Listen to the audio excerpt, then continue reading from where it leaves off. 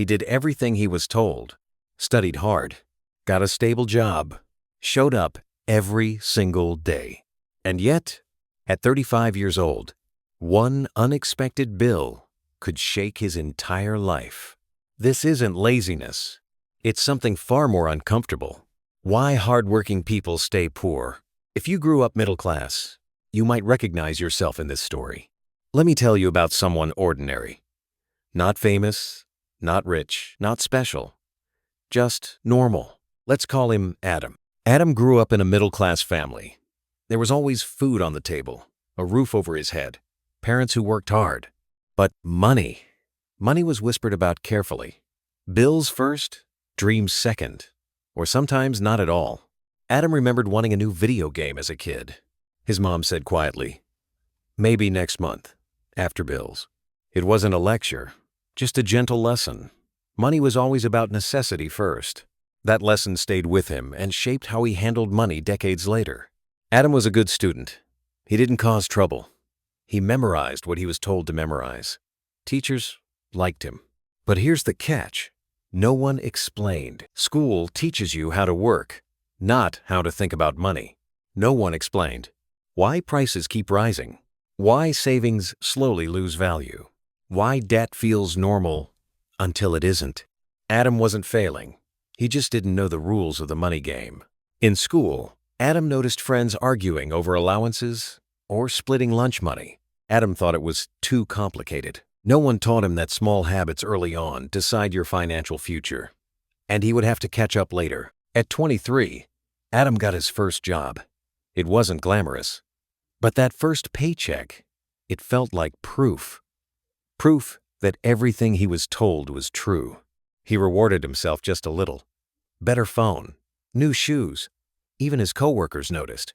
"Look at Adam living the dream," he smiled, proud, not realizing that every little upgrade was a seed for lifestyle inflation. Every year, Adam earned a little more. Every year, life quietly got more expensive. Not all at once. Slowly. A subscription here, a night out there. A little upgrade here. A little convenience there. By 27, his subscriptions had multiplied. Music streaming, shows and movies, fitness classes he barely attended. Adam didn't feel richer, because every raise already had a destination. This is lifestyle inflation. It doesn't feel like a mistake. It feels like normal life. People who escape this don't stop enjoying life. They just pause and ask, is this helping my future or just my mood right now? By his late 20s, Adam noticed friends buying new cars.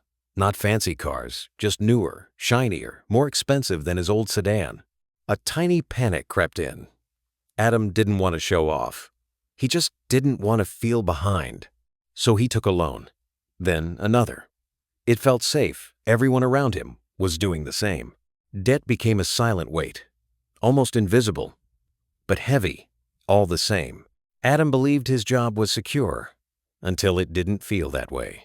One morning, he saw a company notice, restructuring next quarter. He didn't panic immediately, but the thought lingered like a shadow during his commute.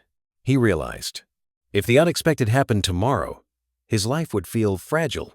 That stability he believed in wasn't real. His hard work alone couldn't protect him. That fear became the first spark of awareness. Then came the hospital emergency. Adam had to rush a parent to the ER for a sudden issue. Bills stacked up faster than he could process. He paid them, of course, but lying in bed that night, he felt vulnerable for the first time. Years of effort and discipline felt like sand slipping through his fingers. How am I working this hard and still this vulnerable? He thought. Middle-class life teaches comfort, not control. Stability, not strategy. You're told, just keep going. No one tells you, stop. Look. Understand.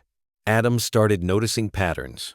Friends spend $50 a week on coffee and snacks, then complain about saving. Others invest in flashy gadgets, but never build an emergency fund.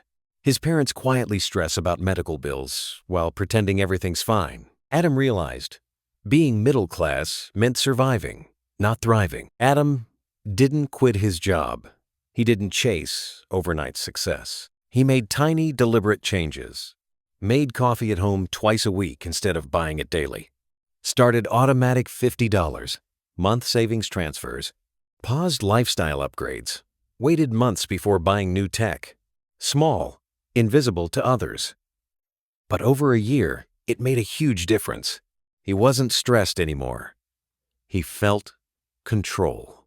Adam reflected on his friends' lives versus his. Some earned more, but lived paycheck to paycheck. Some had bigger houses, newer cars, but no peace, he realized. Freedom comes from clarity, not chasing more. Hard work isn't the problem. Confusion is. If this story felt personal, that's because it is. It happens everywhere, every day. But once you see the trap, you don't have to stay in it. The goal isn't to work harder. The goal is to stop being confused about money. Start small. Learn steadily. Pay attention. Freedom comes quietly, but it comes.